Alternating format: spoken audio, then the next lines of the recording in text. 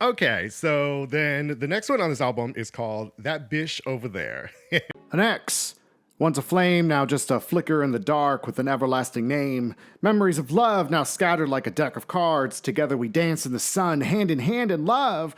But time moved on and it couldn't stand. Blah, blah, blah. And so this one, for those who know me, know that I was going through a very difficult time at points, as I said earlier in this whole saga. And so this was very directly about my ex-husband, which now we've become much better people in life, I think, in general. And then, like, I think as just like, we're friends-ish, I guess, at this point, we check in on each other, make sure, like, it's like one of those things where you break up with somebody and like things just don't work out, but you still ultimately have a love for them that just never goes away. Like, even though things may have not went well, or, maybe you broke up or whatever, things maybe ended bad, there's like this piece of you that just always kind of like wonders what's going on with them, but like not in a way of like you're thinking about them to like a degree that's problematic, but you're more so kind of like, I wonder what's going on with them. Okay, great. Anyway, lunchtime. So at this time, I was overcoming my anger within the relationship and how things went. And so writing this song was really, really difficult. I think, I wrote this so many times, or this poem, and I wrote it and wrote it and wrote it because I felt like the first time I wrote it, it was kind of like I was just masking through the pain and I wasn't really telling my honest truth about it. And that was kind of the thing that I kept walking away from. It was like, I'm too afraid because I don't want anything bad to happen to this person. But at the same time, like, here's what will happen to me if I don't release this in some type of way. And so I wrote this exactly for what those reasons were. And, there's things that were in there that, can be assumptions, can be whatever, but it's my experience and like how I was feeling at the time.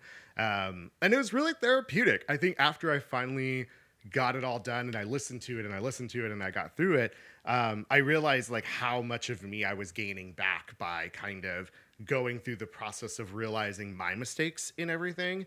But then also realizing that it was because of this person that I allowed to kind of change who I was and who I've always wanted to be. All for the sake of like thinking that I was having the life that I wanted, not just the life that I had. And so I think it was a really fun one. Not fun. This actually was not a fun one. This one took forever.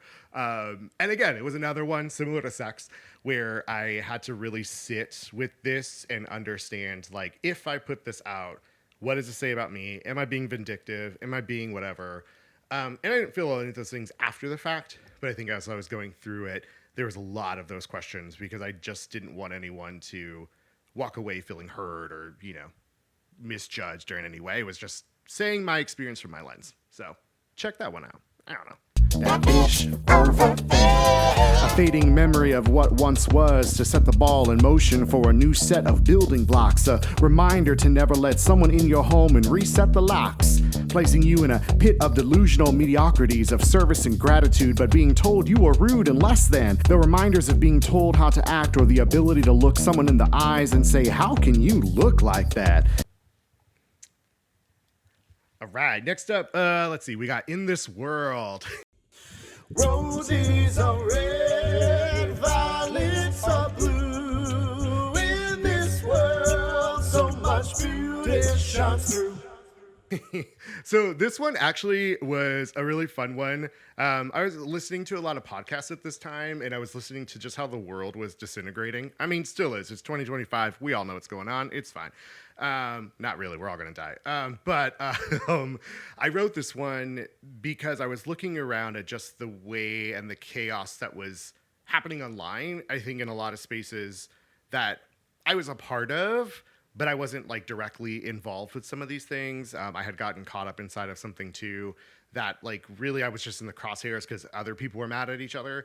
And it just like took me to realize in this moment how fragile your spaces really are and how one person can really just like demolish the things that you've created by purely just being misunderstood or I think just by intentionally being deceitful and mean.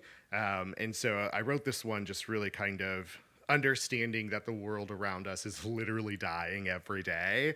And if we don't figure it out, is going to be gone. And I don't want that for anybody. I don't have any kids. I'm probably never going to have any kids. But I think about life in general of the next people who are going to be taking it on. And I want them to have some experiences and be able to live a life and, be happy in their own way. But we have to identify that like the things that are happening are horrible. And we have to figure out a way how to manage that. By not only just like with each other, there was a lot of arguing that was happening in my circles at this point, where it was a lot of difference of opinions, viewpoints were changing, specifically around trans rights that were kind of interesting, because at this point I was kind of full throttle in being a non-binary person, but then having my own struggles of dealing with the fact that I'm non-binary, but I'm masculine presenting. And so that was causing a lot of turmoil. I think there was also a lot of turmoil in just like women's rights, which still is till this day, and really being able to be around people who were having and going through a lot of these situations and terrified of like what's to come, and thinking about our ecosystems. And I started watching a lot of documentaries on water, which very fascinating, really crazy stuff going on out there. Kind of sent me down a rabbit hole of like all the corporate companies that have like literally destroyed the world, and continue to. And so that's what this song is all about. It's my kind of peaceful protest in words and music. I don't know. But it was something where I think it was just interesting to try to talk about that and like look about it in a different way. I don't know. Check it out. Our need to endlessly meet the demands of a culture stuck in the depths of their own bloody hands. One in which the denial of truth is real. So much so they will pave the way in lies and call for complete denial, because speaking in truth does not bring in the monetary supplement needed to cultivate the lambs to listen and become subject. Cool. So in this one, next up was In the Depths of My Queerness.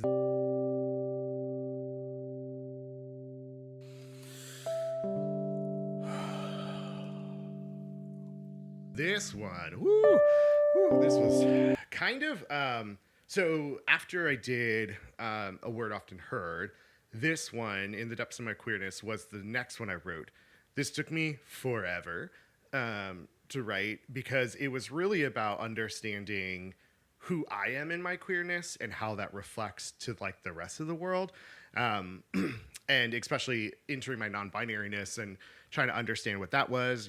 I identify as they, them, and trying to figure out like the balances of like, when do I put that on? When do I not have it on? When am I safe? When am I not safe? How hard do I want to throttle on this if somebody has a difference of opinion with me? How far am I willing to go into like demising relationships and friendships and, so on. And, In the Depths of My Queerness was really discovering how I feel about being queer and gay and all of the things, and what that means for me. And I think for someone like me, who also, by the way, also is ADHD and neurodivergent, and I think my brain just doesn't process in the way that most people would around these things, because I live my life based on me. And the things that I'm around, but I also have like markers that tell me if something's safe or unsafe, or what mask to put on today. What things am I supposed to say? What things am I not supposed to say? What rooms am I entering? How much queerness can I bring with me into these rooms? And then like, if I'm being too queer, is that too much? Blah, blah. So there's a lot of questioning of like how far my gauges have to go.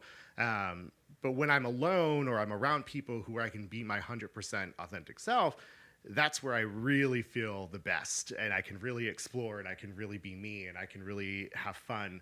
And I don't have to have these walls and code switching and this and that. And so this one was hard because I needed to get to the root of why I was struggling with this, because I was married, and in that world, I didn't really have to deal with it because I was married to a man. So it's like, here's my gay badge, is I'm married to a man and everyone knows. And so there was less of like this having to present. But then when I was single again, it became this thing that I was like, oh shit, I totally forgot that this is like a thing I have to carry. And so I started having to carry it again, and I was trying to figure that out, especially within like the new realm that I was into myself. And so, yeah, this one was hard. And I also was thinking a lot about like younger me in this moment and what I would be saying to them, because when I came out the first time, it was really terrifying. I came out, I was, believe I was like 11 or 12 years old, and I came out to, at that time, my birth mother, my older sister, and my birth mother's boyfriend, and I said, hey, you know, I think I'm gay. This is who I think I am. And they all laughed at me, made a bunch of jokes about like, if I went to jail, I'd be a fudge packer.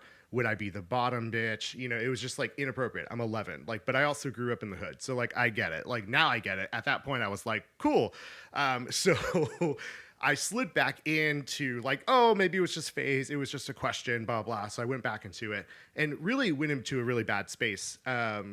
You know, at that time being 11 and everything. So I wrote this kind of to that kid, to me at that point where it was like, damn, like you tried and like you were really excited. And it was that first time I think as in my life where, I was excited and I felt good about something. And then somebody told me like totally shat on it.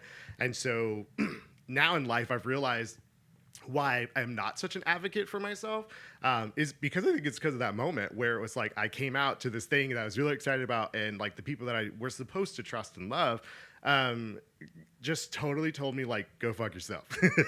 So I think that also for me, it's been something that I had to work through. But in the depths of my queerness, yeah, this song was really difficult because I had to really sit there and think about like, if younger me was sitting in front of me, what would I say and how would I say it? And like, how tender would I be? Would I be raw? Would I not? I cried a lot during this one. This is probably one of the most emotional ones on this album for me. And I recorded it and recorded it. I think I could never really get through it without crying or tearing up at some point. And so as I was listening back to it over and over again, I was like, nah, I'm just going to leave it. Because there was a perfectionist part of me throughout this whole album that really wanted everything to be clean and crisp. And I'm like, you know, this is my first thing I'm ever doing. And, you know, I have to pitch this and so many people are going to see it and blah, blah. And I was nervous about the like outside factors. And I think when I got to this point, when I started writing this, I started being like, fuck that. Like, I was like, I need to just do this for me. And so it kind of made me go back to everything else I had written already. And just think about like, am I really writing this for me, or am I writing this because I care what other people think? And so, yeah, this was a fun one, in terms of just getting me to reach a level of like vulnerability that I never had really had with not even myself. And having to like really discover what are some of the things that I'm really holding in. Yeah, go ahead and check this one out. To the masters and norms of the society which I desire to save. Save. A funny way of saying to feel wanted. A society who has deemed my very existence a phase, an anomaly, a moment in time passing that will one day end.